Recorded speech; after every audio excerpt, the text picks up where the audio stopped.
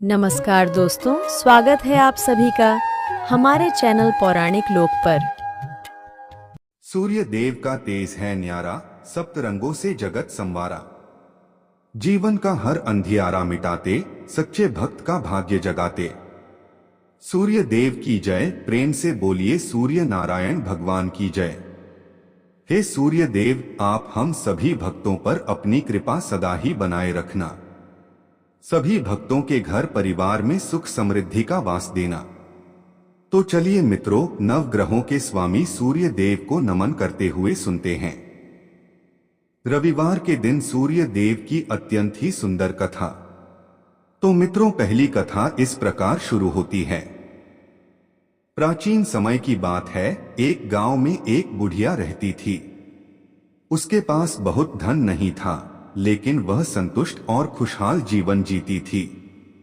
वह नियमित रूप से प्रत्येक रविवार का व्रत किया करती थी।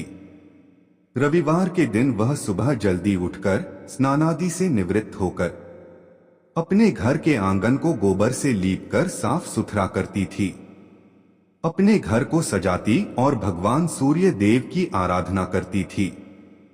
सूर्य देव की पूजा के बाद वह व्रत कथा सुनती और सूर्य देव को भोग लगाती। वह दिन में केवल एक बार भोजन करती और बाकी दिन पूजा पाठ में ही बिताती। सूर्य भगवान की अनुकंपा से बुढ़िया को किसी प्रकार की चिंता एवं किसी भी प्रकार का कोई कष्ट नहीं था एवं उसका जीवन सुखमय व्यतीत हो रहा था। बुढ़िया की भक्ति इतनी सच्ची थी कि वह सभी प्रकार के सांसारिक दुखों से हमेशा दूर रहती थी। अब तो समय के साथ उसकी मेहनत और भक्ति का फल उसे मिलने लगा और धीरे धीरे उसका घर धन धान्य से भरपूर होने लगा। परंतु उस बुढ़िया को सुखी और संपन्न होते देख उसकी पड़ोसन उससे जलने लगी। हमेशा ही बुढ़िया को परेशान करने का कोई ना कोई उपाय बनाती रहती थी। अधिक आयु होने के कारण बुढ़िया अब अपनी गाय की सेवा नहीं कर सकती थी, इसलिए उसने कोई गाय नहीं पाल रखी थी। असल में बुढ़िया अपनी पड़ोसन के आंगन में बंधी गाय का गोबर घर लीपने के लिए ले आती थी, ताकि वह अपने घर को साफ सुथरा कर सके और सूर्य देव की पूजा कर सके। बुढ़िया की संपन्नता देख उसकी पड़ोसन को उससे जलन होने लगी। उनकी पड़ोसन को लगता था कि बुढ़िया के पास गाय तो नहीं है, फिर भी वह हर रविवार अपने आंगन को मेरी गाय का गोबर ले जाकर लीपती है। और यह बात पड़ोसन को बहुत खलती थी। एक रविवार को पड़ोसन ने अपनी गाय को घर के भीतर बांध लिया ताकि बुढ़िया को गोबर न मिले। बुढ़िया को इस बात का अंदाजा नहीं था। जब उसने देखा कि गोबर नहीं है तो वह निराश हो गई और अपने आंगन को लीप नहीं पाई। उसने उस दिन सूर्य देव की पूजा नहीं की और भोग भी नहीं लगाया। बुढ़िया पूरे दिन उपवास में रही और भूखी प्यासी सो गई। उसकी श्रद्धा और आस्था सूर्य देव के प्रति अडिग थी, लेकिन बिना पूजा के वह बहुत दुखी थी। प्रातःकाल जब सूर्योदय से पूर्व उस बुढ़िया की आंख खुली तो वह अपने घर के आंगन में सुंदर गाय और बछड़े को देखकर हैरान हो गई। गाय को आंगन में बांधकर उसने जल्दी से उसे चारा लाकर खिलाया। बुढ़िया की पड़ोसन ने उस बुढ़िया के आंगन में बंधी सुंदर गाय और बछड़े को देखा तो वह उससे और अधिक जलने लगी। तभी गाय ने सोने का गोबर किया। गोबर को देखते ही पड़ोसन की आंखें फटी की फटी रह गईं। पड़ोसन ने उस बुढ़िया को आसपास न पाकर तुरंत उस गोबर को उठाया और अपने घर ले गई। इसके बाद पड़ोसन अपनी गाय का गोबर वहां रखाई और इस तरह वो रोज यही करने लगी। सोने के गोबर से पड़ोसन कुछ ही दिनों में धनवान हो गई। गाय प्रतिदिन सूर्योदय से पूर्व सोने का गोबर किया करती थी और बुढ़िया के उठने के पहले पड़ोसन उस गोबर को उठाकर अपने घर ले जाती थी। और बहुत दिनों तक बुढ़िया को सोने के गोबर के बारे में कुछ पता ही नहीं चला। बुढ़िया इसी तरह हर रविवार को भगवान सूर्य देव का व्रत करती रही और कथा सुनती रही। लेकिन जब एक दिन सूर्य भगवान को जब पड़ोसन की चालाकी का पता चला तो उन्होंने तेज आंधी चलाई। आंधी का प्रकोप देखकर बुढ़िया ने गाय को घर के भीतर बांध दिया। जब सुबह उठकर बुढ़िया ने सोने का गोबर देखा तो उसे बहुत आश्चर्य हुआ। उस दिन के बाद से बुढ़िया गाय को घर के भीतर बांधने लगी। सोने के गोबर से बुढ़िया कुछ ही दिन में बहुत ही अधिक धनी हो गई। उस बुढ़िया के धनी होने से पड़ोसन बुरी तरह जल भुनकर राख हो गई और उसने अपने पति को समझा बुझाकर नगर के राजा के पास भेज दिया। सुंदर गाय को देखकर राजा बहुत खुश हुआ। उसने गाय को महल में ही रखवा लिया। सुबह जब राजा ने सोने का गोबर देखा तो उसके आश्चर्य का ठिकाना न रहा। अब तो बुढ़िया सूर्य देव से अपनी गाय वापस पाने के लिए प्रार्थना करने लगी। सूर्य भगवान को भूखी प्यासी बुढ़िया को इस तरह प्रार्थना करते देख उस पर बहुत करुणा और दया आई। उसी रात सूर्य भगवान ने राजा को स्वप्न में कहा, राजन, बुढ़िया की गाय व बछड़ा तुरंत लौटा दो, नहीं तो तुम पर विपत्तियों का पहाड़ टूट पड़ेगा, तुम्हारा महल नष्ट हो जाएगा। सूर्य भगवान के स्वप्न से बुरी तरह भयभीत राजा ने प्रातः उठते ही गाय और बछड़ा बुढ़िया को लौटा दिया। साथ ही राजा ने बहुत सा धन देकर बुढ़िया से अपनी गलती के लिए क्षमा मांगी। राजा ने पड़ोसन और उसके पति को उनकी इस दुष्टता के लिए दंड दिया। फिर राजा ने पूरे राज्य में घोषणा कराई कि सभी स्त्री पुरुष रविवार का व्रत किया करें। रविवार का व्रत करने से सभी लोगों के घर धन धान्य से भर गए। राजनगर में चारों ओर खुशहाली छा गई। स्त्री पुरुष सुखी जीवन यापन करने लगे तथा सभी लोगों के शारीरिक कष्ट भी दूर हो गए। मित्रों, पहली कथा समाप्त हुई। बोलिए सूर्य भगवान की जय। जय जय सूर्य देव। अब सुनते हैं सूर्य देव की दूसरी कथा। प्राचीन समय की बात है। संतपुरा नगर में एक निर्धन ब्राह्मण रहता था। वह सूर्य देव का अनन्य भक्त था। ब्राह्मण संसार के सुख दुख से परे केवल सूर्य देव की आराधना में लीन रहता था। वह हर रोज सुबह सबसे पहले नहाता और सूर्य भगवान की पूजा करता और इसके बाद अन्य काम किया करता था। उसकी भक्ति इतनी गहरी थी कि उसकी सुबह की पहली किरण और शाम की अंतिम पूजा सूर्य भगवान को समर्पित होती थी। लेकिन भक्ति के इस मार्ग ने उसे संसार के कठोर सत्य गरीबी से दूर नहीं किया। उसकी झोपड़ी टूटी फूटी थी और पेट भरने के लिए घर में एक समय का भोजन भी नहीं हो पाता था। उसकी पत्नी रोज उसे ताने देती कि दिन भर पूजा करते हो लेकिन घर में चूल्हा जलाने को अन्न तक नहीं होता है। भला कहीं भक्ति से पेट भरता तो क्या ही बात होती। ब्राह्मण हर रोज अपनी पत्नी की बातें सुनता लेकिन अपनी भक्ति से डिगता नहीं था। उसके पड़ोसी भी उसे निकम्मा कहकर अपमानित करते थे कि सारा दिन इधर उधर घूमता है जैसे कोई बड़ा तपस्वी हो। अब धीरे धीरे इन तानों और उपेक्षाओं ने उसके मन को गहराई तक आहत करना शुरू कर दिया था। एक दिन उसने निर्णय लिया कि अब इस संसार को छोड़कर केवल सूर्य भगवान की शरण में चला जाऊंगा। इसके लिए ब्राह्मण ने अगली सुबह जल्दी उठकर स्नान किया, पूजा की सामग्री ली और जंगल की ओर चल पड़ा।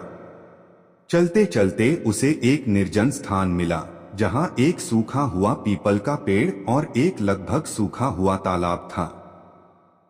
ब्राह्मण ने सोचा, यही स्थान मेरी भक्ति के लिए उपयुक्त है। उसने पीपल के नीचे बैठकर सूर्य भगवान की आराधना शुरू की। पूजा समाप्त होने पर उसने तालाब से थोड़ा सा पानी लिया और सूर्य भगवान को अर्घ्य दिया। जैसे ही पानी बहकर पीपल की जड़ों और तालाब में पहुंचा, एक अद्भुत चमत्कार हुआ। सूखा हुआ पीपल हरा भरा हो गया, उसकी शाखाएं हरी भरी पत्तियों से भर गईं। वहीं तालाब स्वच्छ जल से भर गया। जब ब्राह्मण ने सूर्य देव की आवाज सुनी तो वह घबरा गया और सोचने लगा कि इस पीपल में कोई भूत रहता है, जरूर वही मुझे आवाज दे रहा है। और ब्राह्मण बिना कुछ कहे वहां से लौट गया। अब तो हर रोज जब ब्राह्मण पूजा करता तभी उस तालाब से आवाज आने लगती। रोज यह सुन सुनकर वो चिंतित होकर दुबला होने लगा। ब्राह्मण की पत्नी कभी कभी उससे मिलने जंगल में जाती थी। एक दिन उसने अपने पति से पूछा, आप दिन पर दिन दुबले हुए जा रहे हैं। उसने अपनी पत्नी को सारी घटना कह सुनाई। उसकी पत्नी, जो सामान्यतः उसे ताने देती थी, इस बार अपने पति की बात सुनकर गंभीर हो गई। उसने कहा, यह कोई भूत प्रेत नहीं है, यह स्वयं सूर्य भगवान हैं, जो तुम्हारी भक्ति से प्रसन्न होकर तुम्हें वरदान देना चाहते हैं। ब्राह्मण ने चिंतित होकर पूछा, लेकिन मैं उनसे क्या मांगू? मेरी मांग छोटी हो तो जीवन भर पछतावा रहेगा, और अगर मैं कुछ भूल गया तो? पत्नी ने मुस्कुराते हुए कहा, तुम्हें उनसे यह मांगनी चाहिए कि नौखंड के महल में सोने के पालने में अपने पोते को झूलते हुए अपनी आंखों से देख सको। इससे तुम्हें धन, संतान, सुख और दीर्घायु सब कुछ मिल जाएगा। अगले दिन ब्राह्मण ने उसी स्थान पर जाकर सूर्य भगवान की पूजा की। पूजा के अंत में सूर्य भगवान फिर प्रकट हुए और बोले, हे ब्राह्मण, अब बोलो तुम्हारी क्या इच्छा है? ब्राह्मण ने साहस बटोरकर वही शब्द कहे जो उसकी पत्नी ने सिखाए थे। सूर्य भगवान मुस्कुराए और बोले, तथास्तु, तुम्हारी मनोकामना पूरी होगी। जब ब्राह्मण घर लौटा तो उसने देखा कि उसकी टूटी फूटी झोपड़ी की जगह एक विशाल और भव्य महल खड़ा था। महल के चारों ओर दास दासियां कार्य कर रही थीं। अंदर से उसकी पत्नी सुंदर वस्त्रों और आभूषणों से सजी हुई बाहर आई और बोली, स्वामी, यह सब आपकी भक्ति का फल है। सूर्य भगवान ने आपकी मनोकामना पूरी कर दी। ब्राह्मण ने विस्मित होकर पूछा, इतना धन लेकर हम करेंगे क्या? पत्नी ने उत्तर दिया, हम इसे धर्म और परोपकार के कार्य में लगाएंगे। यज्ञ, हवन और दान पुण्य से ही इस धन का सही उपयोग होगा। और इस प्रकार से ब्राह्मण की ख्याति शीघ्र ही नगर भर में फैल गई। जब राजा को इस बात का पता चला तो उसने ब्राह्मण को अपने दरबार में बुलाया और पूछा, कल तक तो तुम्हारे पास खाने को अन्न नहीं था, आज यह वैभव कहां से आ गया? क्या तुमने चोरी की है? डर के कारण ब्राह्मण ने पूरी घटना विस्तार से राजा को बताई। राजा ने कहा, क्या सूर्य देव मेरी मनोकामना भी पूरी करेंगे?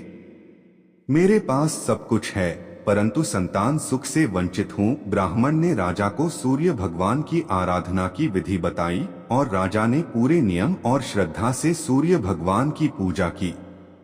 कुछ ही समय बाद सूर्य भगवान ने राजा को एक तेजस्वी पुत्र का आशीर्वाद दिया और इस प्रकार से सभी लोग सुखपूर्वक जीवन व्यतीत करने लगे। मित्रों, इस कथा से हमें यह सीख मिलती है कि सच्ची भक्ति में अद्भुत शक्ति होती है। भक्ति का मार्ग कठिन अवश्य है, परंतु यदि श्रद्धा और समर्पण सच्चा हो तो ईश्वर की कृपा से असंभव भी संभव हो सकता है। ब्राह्मण की निष्ठा और विश्वास ने न केवल उसे सुख समृद्धि प्रदान की, बल्कि संसार को यह संदेश भी दिया कि धर्म और परोपकार से ही सच्चा जीवन संभव है। कथा समाप्त हुई। बोलिए मित्रों, सूर्य नारायण भगवान की जय। अब सुनते हैं अंतिम कथा। एक समय की बात है जब सूर्य नारायण भगवान अपनी पत्नी रानी संज्ञा के साथ सुखमय जीवन बिता रहे थे। एक दिन रानी संज्ञा के मायके से संदेश आया कि उन्हें अपने पीहर आकर कुछ समय बिताना चाहिए। रानी संज्ञा का मायके जाने का मन नहीं था, लेकिन सूर्य भगवान ने उन्हें समझाया और आग्रह किया कि वह मायके जाएं। उन्होंने वादा किया कि वह उनके लिए बहुत सारी सुंदर और उपयोगी वस्तुएं भेजेंगे और इस तरह से रानी संज्ञा मायके चली गईं।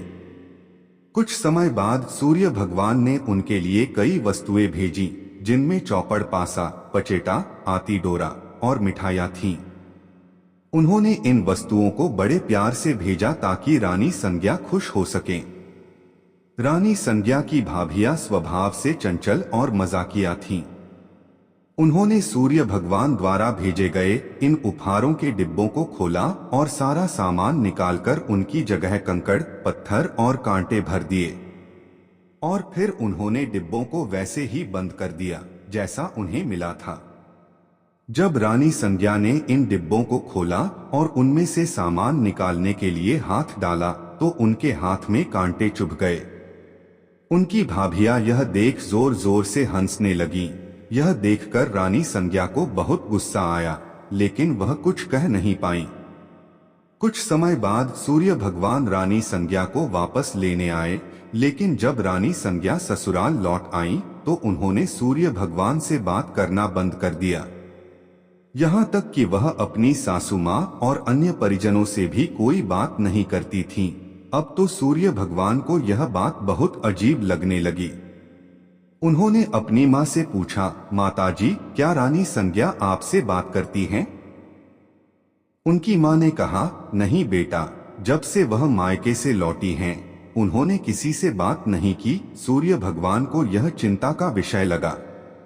उन्होंने अपनी माँ से कहा, आज आप उनसे कहिए कि घर में साल यानी चावल की बोरी रखी है, उससे चावल निकालें, लेकिन ध्यान रखें कि एक भी चावल टूटना नहीं चाहिए। जब रानी संज्ञा को यह काम बताया गया तो वह और अधिक दुखी हो गई और उन्होंने अकेले में बैठकर रोना शुरू कर दिया। फिर वह छत पर गईं और चिड़ियों को पुकारने लगी। उन्होंने चिड़ियों से कहा, मैंने हमेशा तुम्हें दाना डाला है, अब मेरी मदद करो और इन चावलों को छील दो। चिड़ियों ने उनकी पुकार सुनी और सभी चावल छीलकर उड़ गईं। सायंकाल में सूर्य भगवान ने अपनी माँ से फिर पूछा, माताजी, रानी संज्ञा ने कुछ कहा? माँ ने जवाब दिया, नहीं बेटा, वह कुछ नहीं बोली। सूर्य भगवान ने कहा, अब आप उनसे कहिए कि 108 छेद वाली मटकियों में पानी भरें। जब रानी संज्ञा को यह काम बताया गया तो वह तालाब के पास जाकर बैठ गईं और वहीं रोने लगीं। उनकी हालत देखकर मेंढकियां उनके पास आईं और पूछा, आप क्यों रो रही हैं? रानी संज्ञा ने कहा, मेरी सासू माँ ने 108 छेद वाली मटकियों में पानी भरने को कहा है, बताओ इनमें पानी कैसे टिकेगा? मेंढकियों ने कहा, आप चिंता मत करो, हम छेदों पर चिपक जाएंगी, फिर आप आराम से मटकियां भर लेना। यह सुनकर रानी संज्ञा को थोड़ा सुकून मिला। मेंढकियों ने अपनी बात रखी और रानी संज्ञा ने आसानी से मटकियों को पानी से भर दिया। उस दिन भी सूर्य भगवान ने अपनी माँ से पूछा, माताजी, रानी संज्ञा ने कुछ कहा? माँ ने जवाब दिया, नहीं बेटा, वह अभी भी चुप हैं। सूर्य भगवान ने कहा, अब आप उनसे कहिए कि बाग में उनकी मासी जी आई हैं, उनसे मिलने जाएं। और उनसे यह भी कहिए कि जिस तरफ धागे बिखरे हैं उस तरफ जाएं। अगले दिन सूर्य भगवान एक महिला का रूप धारण करके बाग में बैठ गए। उन्होंने घूंघट डाल रखा था और धीरे धीरे रोने लगे। जब रानी संज्ञा वहां आई तो उन्होंने उस महिला को रोते देखा तो रानी संज्ञा ने पूछा, तुम क्यों रो रही हो? क्या कोई मुसीबत है? सूर्य भगवान महिला के स्वर में बोले, आपकी मुसीबत के सामने मेरी मुसीबत कुछ नहीं है। यह सुनकर रानी संज्ञा फूट फूट कर रोने लगी। उन्होंने कहा, मैं अपने मायके नहीं जाना चाहती थी, फिर भी उन्होंने मुझे जबरदस्ती भेज दिया। वादा किया था कि अच्छी अच्छी वस्तुएं भेजेंगे, लेकिन उन्होंने डिब्बों में कंकड़, पत्थर और कांटे भेज दिए। जब मैंने डिब्बे खोले तो मेरे हाथ कांटों से घायल हो गए। वापस आने पर उन्होंने साल में से चावल निकालने को कहा और एक भी चावल टूटने नहीं चाहिए। फिर उन्होंने 108 छेद वाली मटकियों में पानी भरने का आदेश दिया। यह कहते कहते रानी संज्ञा की आंखों से आंसू बहने लगे। रानी संज्ञा की बात सुनकर सूर्य भगवान ने उनका हाथ पकड़ लिया और अपने असली रूप में आ गए। उन्होंने कहा, रानी संज्ञा, चुप हो जाओ, मैंने तुम्हारे लिए चौपड़, पासा, मिठाई और सुंदर वस्तुएं भेजी थीं। यह सब तुम्हारी भाभियों का मजाक था, मेरी कोई गलती नहीं थी। अगर तुमने यह बात पहले ही बता दी होती तो तुम्हें इतनी मुसीबत नहीं झेलनी पड़ती।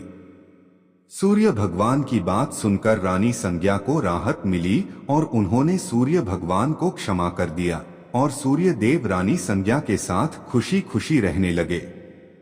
मित्रों, यह कथा हमें यह सिखाती है कि धैर्य और सहनशीलता हर परिस्थिति में हमारा साथ देते हैं।